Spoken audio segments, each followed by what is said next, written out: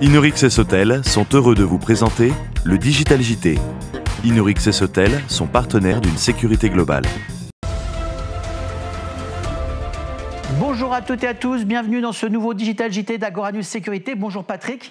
Première information qu'on doit avoir, c'est encore une réforme de la sécurité privée en préparation. C'est ça Patrick ?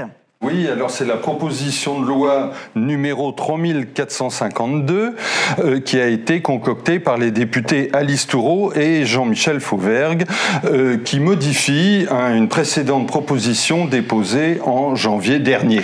Bon, alors pourquoi redéposer un nouveau texte, Patrick ? Alors certaines dispositions ne convenaient probablement pas. Le nouveau texte revient d'ailleurs en arrière sur plusieurs points. Alors lesquels ? Eh bien écoutez, c'est la vérité qu'il y a ce retour en arrière. Jugez-en la création par exemple de la garantie financière, qui est une revendication de la profession depuis 2 décennies, c'est-à-dire 20 ans. Eh bien cette garantie financière n'existe plus dans le nouveau texte. De même, les conditions de travail pour les missions ponctuelles, qui servent notamment dans l'événementiel, disparaît aussi. Alors qu'est-ce qui reste, Patrick, du premier texte ? Alors, essentiellement la réforme de la sous-traitance, mais avec des assouplissements pour les donneurs d'ordre et les prestataires. Et puis un renforcement des pouvoirs du CNAPS, notamment pour ses capacités de contrôle. Alors on passe maintenant à la vie des organisations professionnelles. Elles connaissent un développement important. Oui, après le rapprochement entre le SNES et l'USP qui a donné naissance au GES dans la surveillance humaine en 2019, aujourd'hui, c'est au tour des organisations patronales de la formation en sécurité, l'UNAFOS et le FPS, de se regrouper. Alors comment, Patrick, expliquez-nous comment ça va se passer ?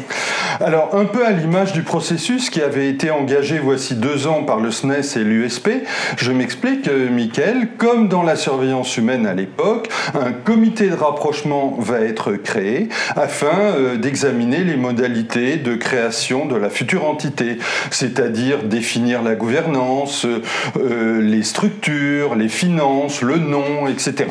Alors quel est le poids respectif de ces 2 syndicats ? Alors il n'est pas du tout le même. L'UNAFOS, qui a été créée en 2003 et qui est présidée par Philippe Maquin, compte près de 130 centres de formation. De son côté, FPS, créé en 2016 et présidé depuis un mois par François de Villers, regroupe seulement 19 adhérents. Alors on a déjà un calendrier pour le rapprochement, un petit rétro-planning ? Pas tout à fait, mais les protagonistes sont tombés d'accord pour aller très vite et mener ces discussions tambour battant. On parle d'un dossier qui pourrait aboutir début 2021. Très bien Patrick. Allez, on passe à un autre sujet maintenant, c'est la prise de contrôle effectuée par Luxent. Oui, alors une opération majeure qui contribue à redistribuer les cartes dans la surveillance humaine. Elle intervient d'ailleurs juste après le rachat de Prosegur France par Fiducial, dont nous avons abondamment parlé dans notre précédent Digital JT. Alors, comme d'habitude, Patrick, on a besoin de quelques chiffres. Oui. Alors, Luxent pèse à peu près 53 millions d'euros, ce qui le place à peu près au 16e rang des sociétés de sécurité, selon l'Atlas dans toute sécurité.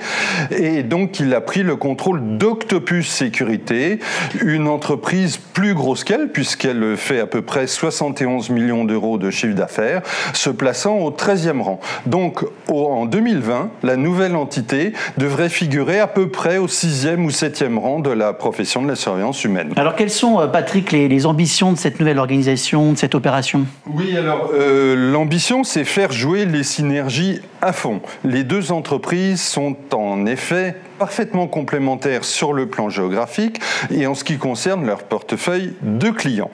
De plus, Benamar Balil, le tout jeune patron de Luxent, est convaincu qu'il faut donner la priorité à l'innovation et aux nouvelles technologies.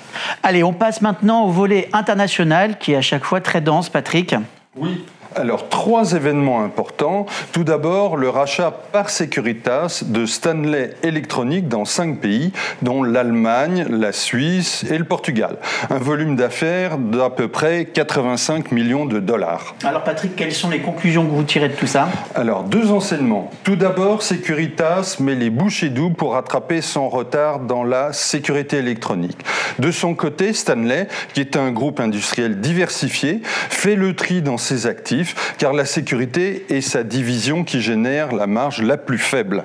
Alors quel est le second événement dont vous souhaitez parler sur l'international? Alors c'est l'introduction en bourse de Palantir, le spécialiste du big data dans les applications de sécurité. Une introduction réussie puisque la société est valorisée plus de 20 milliards de dollars pour un chiffre d'affaires de 740 millions de dollars seulement et a sorti en plus de très lourdes pertes. Alors décrivez-nous un petit peu cette société.